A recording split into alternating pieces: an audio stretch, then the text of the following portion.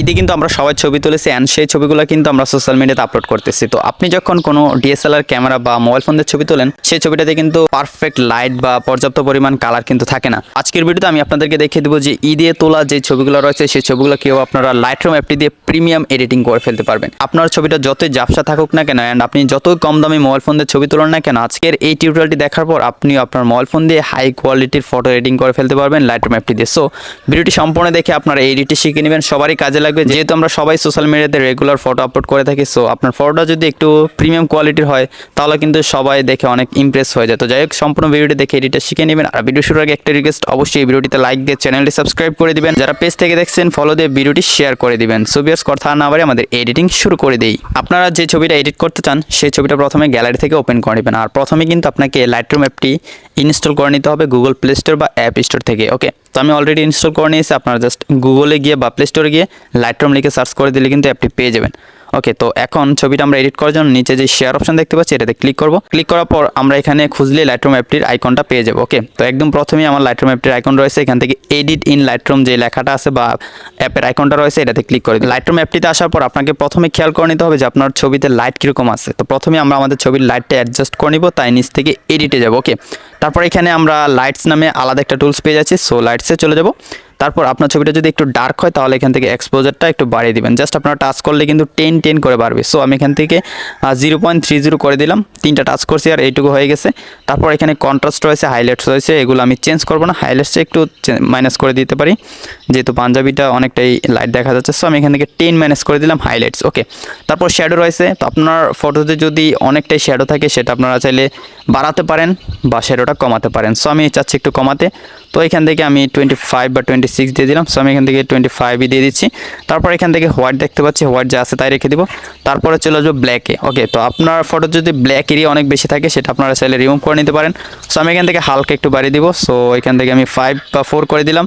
তো আমাদের লাইটটা মোটামুটি অ্যাডজাস্ট হয়ে গেছে। আপনি আপনার ফটো অনুযায়ী এখানে লাইটটা অ্যাডজাস্ট করবেন। আমি জাস্ট আপনাদেরকে দেখাচ্ছি যে কোথায় গেলে কি করতে পারবেন। তো আপনি আপনার ফটো অনুযায়ী কিন্তু কাজটা করতে হবে, তাছাড়া কিন্তু আপনার ফটোটা নষ্ট হয়ে যাবে। ওকে, তো লাইটটা অ্যাডজাস্ট করে নেওয়ার পর এখন আমরা কালারটা অ্যাডজাস্ট করে নেব, মানে কালার গ্রেডিং করে নেব। তাই নিচ থেকে কালারে চলে যাব। তারপর এখানে আমরা অনেকগুলো অপশন পেয়ে যাবো, এগুলো কিছু ধরার দরকার নেই। আমরা কালার মিক্স নামে একটা টুলস পেয়ে যাচ্ছি আলাদা, এটাতে ক্লিক করব। তারপর এখান থেকে ইন্ডিভিজুয়াল আমরা প্রত্যেকটা কালারে চেঞ্জ করে নিতে পারবো। সো প্রথমে রয়েছে রেড কালার, আমি রেড কালার হালকা একটু স্যাচুরেশন বাড়িয়ে দিব। তারপর আমরা অরেঞ্জে চলে যাব, অরেঞ্জে যাওয়ার পর স্যাচুরেশন একটু মাইনাস করে দিব। তারপর হিউটা একটু মাইনাস করে দিব। ওকে, হিউটা একটু মাইনাস করে দিলাম। তো ফেসের কালারটা এখন খুবই সুন্দর লাগতেছে। তো ফেসটা আমি চাচ্ছি একটু ব্রাইট করে নিতে, তাই আমরা অরেঞ্জ কালার আসার পর লুমিনেন্স দেখতে পাচ্ছি নিচে, একদম লুমিনেন্সটা যদি বাড়িয়ে দিই তাহলে আমাদের ফেসটা অনেকটা ব্রাইট হয়ে যাবে। তো প্রায় সময় দেখা যায় আমরা ছবি তুলে আমাদের ফেসটা অনেকটা ডার্ক থাকে, তো আপনি আপনার ডার্ক ফেসটা কিন্তু এখান থেকে লাইট করে নিতে পারবেন। খুবই ইজি একটা প্রসেস। সো আমাদের অরেঞ্জের কাজ শেষ, এখন আমরা চলে যাবো ইউলোতে। ইউলোতে যাওয়ার পর স্যাচুরেশন একটু মাইনাস করে নেব অ্যান্ড হিউটা একটু প্লাস করে নিব। তো হিউটা প্লাস করার পর দেখতে পাচ্ছেন ব্যাকগ্রাউন্ডের কালারটা কিন্তু অনেকটাই সবুজ হয়ে যাচ্ছে। সো আমি এখান থেকে হিউটা 22 করে দিলাম আর স্যাচুরেশনটা 25 মাইনাস করে দিলাম। তারপর এখান থেকে গ্রিনে চলে যাব। গ্রিনে যাওয়ার পর স্যাচুরেশনটা হালকা একটু প্লাস করে দিতে পারি বা একটু মাইনাস করে দিতে পারি। আমি একটু মাইনাস করে দিব, বেশি কালার হয়ে গেলে আবার বাজে দেখা যাবে। তারপর হিউটা একটু মাইনাস করে দিয়ে আমরা গ্রিন কালারটা ইউলো টাইপের করে ফেললাম। তো আপনি যদি হিউটা প্লাস করেন তাহলে কিন্তু গ্রিনটা অনেকটাই বেড়ে যাবে। সো আমি এরকমটা রাখবো না, আমি চাচ্ছি একটু ইউলো টাইপের থাকুক। সো এই কালারটা রেখে দিলাম। তারপর আমরা চলে যাবো সায়ানে। সায়ানে যাওয়ার পর হালকা একটু আমি স্যাচুরেশন বাড়িয়ে দিব। তারপর চলে যাবো ব্লুতে। ব্লুটা হচ্ছে আমাদের ব্যাকগ্রাউন্ডের স্কাইয়ের কালার। সো আমি এখান থেকে স্যাচুরেশন 100% করে দিব। করে দেওয়ার পর দেখতে পাচ্ছেন স্কাইয়ের কালারটা অনেকটাই বেড়ে গিয়েছে, এখন ছবিটা আরও দেখতে সুন্দর লাগতেছে। ওকে, তো এখানে কালার সব কিছু করা হয়ে গেছে, আমি এখানে আর কিছুই চেঞ্জ করবো না। আপনি আপনার ফটো অনুযায়ী যা যা চেঞ্জ করার প্রয়োজন তা করে নেবেন। ওকে, এখান থেকে ডানে ক্লিক করে দিব। এখন আমাদের ফটোর কোয়ালিটিটা একটু বাড়িয়ে নিব, মানে একটু এইচডি কোয়ালিটি করে নিব। তাই আমরা এখান থেকে ইফেক্টে চলে যাব। ইফেক্টে যাওয়ার পর আপনার ফটোটা যদি ঘোলা হয় তাহলে এখান থেকে টেক্সচার একটু বাড়িয়ে নেবেন, 6 বাড়িয়ে দিলাম আমি। ক্লিয়ারিটি একটু বাড়িয়ে দিলাম, ক্লিয়ারিটি আমি 6 বাড়িয়ে দিলাম। এখন মোটামুটি ছবিটা একটু এইচডি হয়ে গেছে। তারপর আমরা ছবিটাতে একটু শার্প অ্যাড করা বা ফেসটা স্মুথ করার জন্য চলে যাব ডিটেইলে। ডিটেইলে যাওয়ার পর প্রথমেই শার্পেনটা দিয়ে দিব, এখান থেকে 45 দিয়ে দিলাম শার্পেন।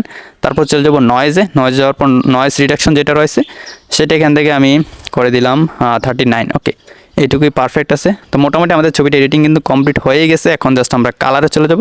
কালার যাওয়ার পর একটু নিচে আসবো, নিচে আসার পর ভাইব্রেন্স যেটা রয়েছে সেটা একটু প্লাস করে দিব। সো এখান থেকে 16 করে দিলাম। তো মোটামুটি এখন একদমই কমপ্লিট এডিটিং হয়ে গেছে। আমি এখন আপনাদেরকে বিফোর আফটার দেখাই।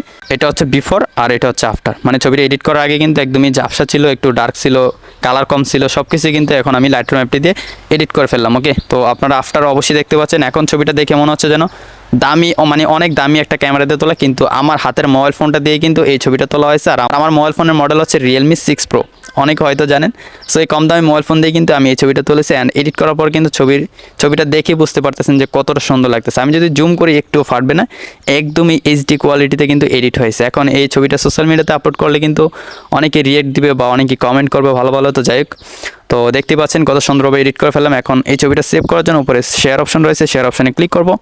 তারপর এখানে সেভ অপশন চলে আসবে। আমি জাস্ট দেখাই, 1 সেকেন্ড অপেক্ষা করুন। এখানে সেভ কপি টু ডিভাইস দেখতে পাচ্ছেন একটা লেখা একদম উপরে, জাস্ট এই লেখাটাতে ক্লিক করে দিলে কিন্তু আমাদের ফটোটা গ্যালারিতে সেভ হয়ে যাবে। সো ভিউয়ার্স, আশা করি শিখে গেছেন। কেউ আপনারা ঈদে তোলা ছবিগুলো আপনার হাতে থাকা মোবাইল ফোনটি দিয়ে লাইটরুম অ্যাপটির মাধ্যমে প্রিমিয়াম এডিটিং করে ফেলবেন। যদি আজকের ভিডিওটি থেকে আপনারা নতুন কিছু শিখতে পারেন, অবশ্যই ভিডিওটিতে লাইক দিয়ে চ্যানেলটি সাবস্ক্রাইব করে দিবেন। যারা ফেসবুক পেজ থেকে দেখছেন, পেজটি ফলো দিয়ে অবশ্যই ভিডিওটি শেয়ার করে সবাইকে শেখার সুযোগ করে দিবেন। তো দেখা হচ্ছে নতুন কোনো এডিটিং নিয়ে নতুন কোনো ভিডিওতে। ততক্ষণ সবাই ভালো থাকুন, সুস্থ থাকুন। আল্লাহ হাফেজ।